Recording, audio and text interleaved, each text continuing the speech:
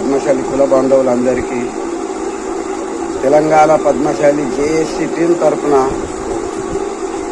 ధన్యవాదములు.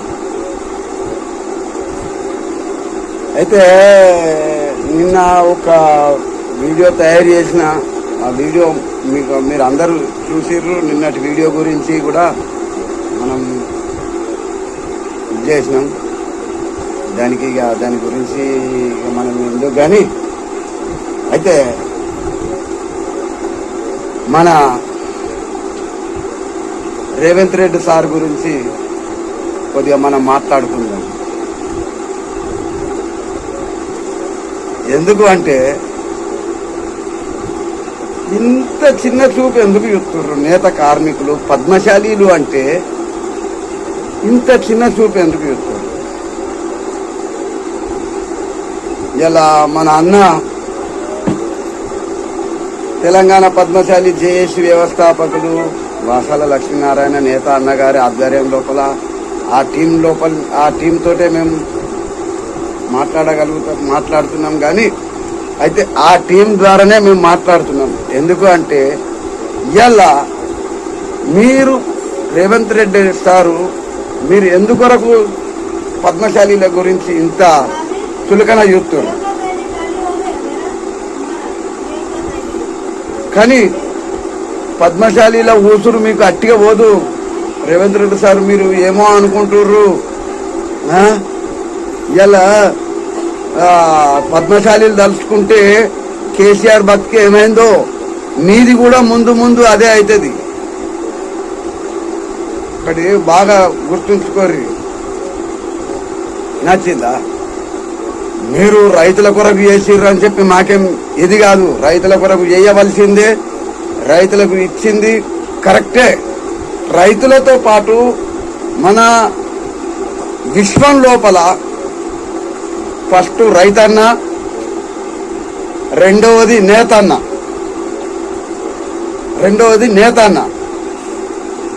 నేత కార్మికులు. ఎందుకు అని అంటే మీరు రైతు కుటుంబంలో పుట్టిరు కాబట్టి మీరు రైతుల గురించి ఆలోచిస్తుర్రు. అంటే మా పద్మశాలీలు నాయకులు, రాజకీయ నాయకులు, మీ ఎమ్మెల్యేలు, మంత్రులు లేరు కాబట్టి మా పద్మశాలీల గురించి మీరు అర్థం చేసుకోరా? ఇంత చిన్న చూపా? ఇలా ఏదో కొద్ది గొప్ప పెట్టిన కేసీఆర్ పథకాలు కూడా మీరు రద్దు చేస్తుర్రు. ఇలా మొత్తానికి సిరిసిల్ల లోపల మీ అధికారం వచ్చినాక కనీసం ఒక 9-10 మంది చనిపోయారు ఈ 7-8 నెలల లోపల. దానికి కారణం మీ ప్రభుత్వం, నువ్వే కారణం. మాకు పని కల్పించలేదు, ఉన్న ఏవైతున్నాయో అవి బంద్ చేసినావు.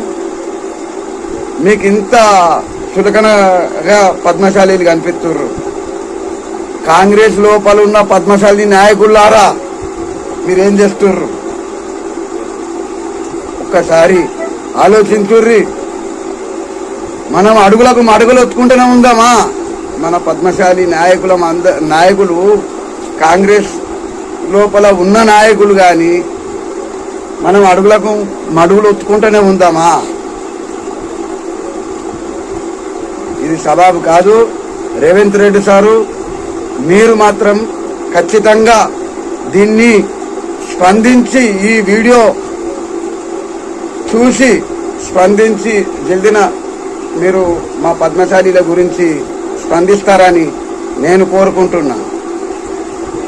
ఏదైతే ఈ వీడియోను మన పద్మశాలి మిత్రులు ఎవరైతే ఉన్నారో ప్రతి పద్మశాలి సోదరుడు రేవంత్ రెడ్డి దగ్గర దాకా పోయేదాకా షేర్ చేయాలని చెప్పి మీకు అందరికీ విన్నవించుకుంటున్నా. నేను మీ కృష్ణ సత్యనారాయణ నేత, మాది మల్యాల. నేను నేత